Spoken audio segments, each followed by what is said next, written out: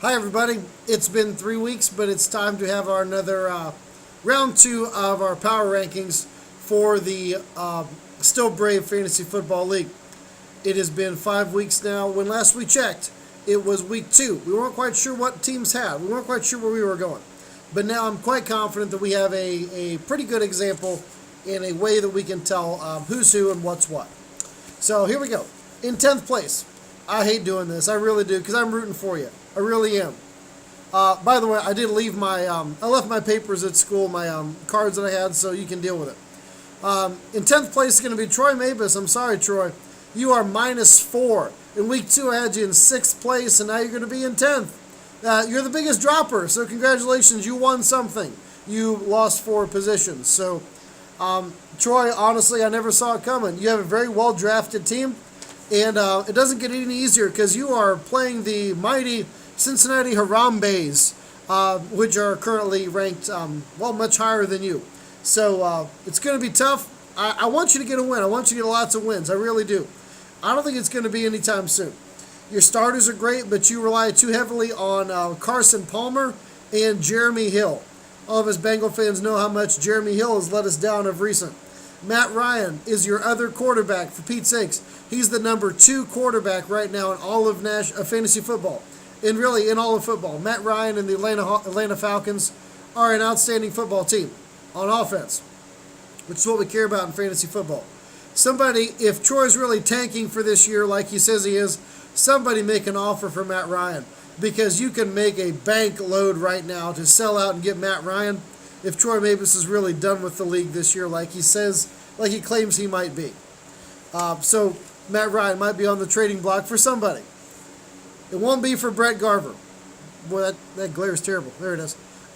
Brett Garver, my friend, I had you at 9 3 weeks ago. I still have you at 9th. 1-4 record. I don't see a good roster here. I think that this is the worst roster of the 10. And Troy is just allowing you to be in front of him, I think.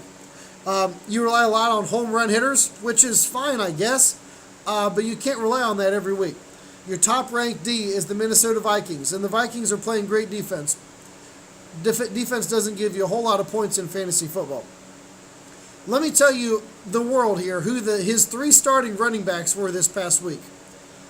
Devontae Booker, Isaiah Crowell, and Charlie Sims. If you could name all 3 of the teams that those running backs play for, then you're much better than me. That might be the reason why we're currently sitting in 9th. However, you might be able to take out win number 2, because this week you're playing currently number 8, Jack Wurzelbacher. Jack, man, I thought that you were just going to have the worst team in history. This is the first year of our fantasy football league, but I didn't think there's any way anybody could be worse than you in how you drafted. Oh, wait, you didn't draft. You auto-drafted. You moved up 2 spots over the course of 3 weeks, including, for some reason, a ridiculous win versus Mike Deringer's team, which should never have happened. The coach laid into them for that one. No possible reason that should have happened. But for whatever reason, Jack, you're starting players that are on the injured reserve. Adrian Peterson is not going to play anytime soon. For the love of all that is holy, get onto your fantasy football league and move that guy off of your league. You've got people sitting on the bench that are very decent, but you must be some sort of cocky because you're playing less than a full team and you have 2 wins. There's no reason why Troy or Brett should be below you. There isn't. But they are. So, whatever. Everyone is rooting for Brett Garver to beat you this week, including myself. So I hope that happens. Brett, please make that happen so we don't look silly on our fantasy football rankings coming up soon. In 7th is going to be Ty Burkholder. Boy, I can't find that. Burkholder is also 2 and 3. You moved up 1 spot. In week 2, we had you in 8th position. We got you up to 7th now. I guess that's an improvement. Again, pay attention. It seems like you're putting in a little bit of effort. You're putting in more effort than what Jack is. But you both have 2 and 3 records. Mabus and Garver should not be the last 2 people. It should be you and Jack. It should be, but it's not yet. You have 2 scrambling quarterbacks that are actually performing very well. Tyrod Taylor and Marcus Mariota. Those are both terrible options. You should have one of those people. the fact that you are starting both of them is not good practice because they both kind of play the same style of football. But whatever. You have three of the better wide receivers in the league as well. You've got Odell Beckham Jr., Allen Robinson, who's lighting it up in Jacksonville, and Des Bryant, who is pretty decent in Dallas. But it still doesn't quite seem like we're going to put a full year together here. I hope I'm wrong. I hope that, Ty, this is the spark that gets you going to have a dynamic the rest of the year. That starts by setting your lineup. So I encourage you to make that happen. In sixth place, remember the top 4 teams make the playoffs. So these next 2 teams are just out of the playoffs. Adam also has a 2-3 record. You're going to move up 1 spot. I had you in, or I'm sorry, down 1 spot. That shouldn't say plus 1. Adam, in week 2 you were 5th. Now I've got you in 6th. Not a whole lot of change there. You have Andy Dalton and Ben Rapisberger as your 2 starting quarterbacks, and that's a shame that they're on the same team. A Bengal and a Steeler should never be on the same team, let alone the same position. So you should want to fix that. Someone should probably trade for. You're probably not going to get rid of Ben Roethlisberger. I would love to trade you for Andy Dalton. Let's talk later. They're both in the starting top 12 among all quarterbacks. That's pretty good, but really spotty wide receiver play. If you take a look. Adam, you're probably not really sure what team you get every week. And in fantasy football, you really got to know the team that you got. And this team looks like it's a 13-week season. This team looks like a 6-7 or a 7-6 team. I hope I'm wrong. I really do. I want you to do well. Nothing in your lineup shows me that you are any better or a playoff caliber team. You strike me as very much a middle-of-the-road team. I hope you can get a win this week. Wait. This week you're playing our current number 5 team, so you're probably not going to get the win this week. Team Derringer started out after week 2 and 4th and is currently sitting with a 3-2 record in 5th place.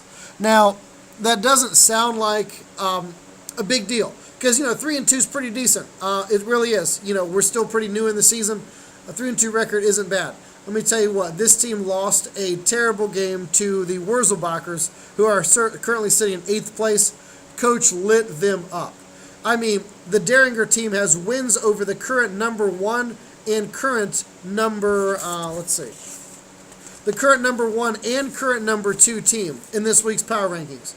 The 5th place team has beaten them both. One stupid loss is putting them all the way back to 5th. Trust me, the coach will not let that happen again. And the frustrations will be taken out on Adam Vonderhaar and team number currently in 6th this week.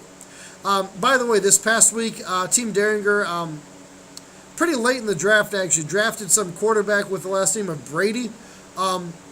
So I would look for Team Derringer to continue to rise up, but that's just me. I obviously don't know much about fantasy football because I'm currently sitting in 5th place. The next 4 teams, currently this is our playoff teams right now. The top 4 teams are going to make the playoffs. And again, not a whole lot of change here, quite honestly. In 4th place is going to be Jordan Ratliff. After week 2, he was in 3rd place. Right now we're sitting in 4th place. Jordan, the Dartown Meth Cookers, his only 2 losses were versus the number 1 team in our week this week, in our fantasy football rankings this week, and versus our number 3 team in fantasy rankings this week. So if the only 2 losses you have are to number 1 and number 3, number 4 is probably where you belong. This is a very solid team. Honestly, I've looked up and down this lineup, and I've tried to find a pretty good weakness, and I really can't. This is a really nice, really well set up team by AutoDraft. So Jordan, you should really thank ESPN for obviously giving you some kind of a pass, I guess. It is my hope that you are making an effort, and you really are. I've noticed that. There's really nothing to complain about here for this particular team. Big week this week. You need to get a win because you got big games coming. So good luck to you with that. Number 3. Number 3 is going to be pretty easy if you're looking at the record. This is going to be Blake Bolton here. +4. You are our biggest gainer this week, or since week 2. I had you penciled in at number 7 in week number 2, and you're all the way up to number 3 here in week 5. That's a +4, moving up the ranks, which is very good. But who have you beat? Honestly, if you take a look at who Blake Bolton has beat, he by far has the easiest schedule. He's beaten up on these bottom feeders so far. There's a reason why a lot of our teams are 1-4 in 2-3. It's because they played Blake Bolton. Blake Bolton has only challenged himself one time, and he lost that game. So, we'll see how we get along. Are they for real? They do have a healthy Rob Gronkowski now. So he went as good a record as they went without really a healthy Rob Gronkowski, arguably the best tight end in the National Football League. So we'll see how we get along. We got one more week of, I don't know, not really bye week, but we're playing the winless Troy Mavis Team Mavis. So after this week, Blake, the schedule gets much harder. So I hope you're ready for it. I hope everyone's at full strength because it's going to be a doozy. The top two teams are pretty easy. Honestly, these are the same top two teams that we had after week 2. Funny how that works out. And last week, I had them in reverse. I didn't put a fantasy rankings out last week because I was too busy as the ag advisor at FFA, an FFA teacher at Talawanda Butler Tech. The past month, I've been, I brought 3 teams to a national competition in Massachusetts. We won one of them, and our 2 public speakers finished 3rd and 5th in the Eastern region, respectively. And just last week, we were in Central Ohio, dominating soils judging, finishing 2nd and 4th, respectively. And now all 8 of those gentlemen are off to Oklahoma with me in the spring. So I've been a little busy being awesome. I don't know what you've been doing over the past 3 weeks, but you don't have that kind of story. So that's why we don't have our fantasy rankings every week. What have you done recently to change the world? I've changed the lives of like 7 or 8 students. So it's been pretty good. So that's that. But number 2, last week with regards to Gukin and Vonderhaar, I would have had them switched. Ryan would have been number 1. That's Gukin. Ryan would have been number 1 last week. But then he ran into a buzzsaw that was Team Derringer. He put him from the ranks of the unbeatens. So, again, both these teams are beaten by Team Derringer. So, really, number 5 for Team Derringer seems a little bit low, doesn't it? But it is what it is. With regards to Ryan, let's see here. Ryan, I had you at 2nd place. I'm sorry, this is reversed. Ryan, you're now currently number 2. Please ignore that. Even ESPN sometimes has some typos. But what's up here is you were number 1 last week until the wise old owls of South Eaton hit the road, Jack. Don't you come back no more. Punted them from the ranks of the unbeatens. But you can redeem yourself because game day this week, oddly enough, Ryan Vonderhaar, number 2 in our fantasy rankings, is going up against Brad Gukin, who's currently even because I had him at week 2. He was number 1, and now week 5 he's also number 1. You can't script this any better. Let's settle it on the field. I've got Team Gukin, I've got Team Ryan Vonderhaar facing off against each other for their only matchup of the year coming up here this particular weekend. Andrew Luck and Derek Carr are Team Gukin's top 2 quarterbacks. They are both ranked number 3 and they're really tied for 3. So basically number 3 and number 4 in total NFL yards this year, currently so far. So I never saw that coming. Derek Carr, really? The Oakland Raiders have a really good team. And they're the kind of team that's going to be around till the end. And it's going to make a team like the Cincinnati Bengals worry about getting into the playoffs. There's usually 1 or 2 teams every year that are like wild card teams that aren't going to make they're not going to win their division. Denver's going to win that division. But the Oakland Raiders are going to stay like a game or 2 behind Denver. And they're going to make it tough for a team like the Cincinnati Bengals in real football to get into the playoffs. So I don't root for the Oakland Raiders right now because of Derek Carr and because of what they could be. That's really about it. We're going to take a look here at our top 10 once again. As mentioned, we do have a lot going on here, but we do want to wish everyone a good luck. Let's talk trades. That should say Jack Wurzelbacher. Good. Let's talk trades a little bit. There's only been 1 trade in the whole league this year so far. There's only been 1 trade. So if you want to do some other trading, I would highly encourage you to do that. That's about it. I would like to wish everyone a good luck. throughout the coming week, and there'll be another Power Rankings a couple weeks from now. I can't do this every week. Fruit sale starts tomorrow and Thursday, so I'm pretty much incapacitated until the weekend, but I'm looking forward to some really good high school, college, and pro football. So should be a good time. Looking forward to another good week. Until next time, I am Mike Derringer. That means you're not.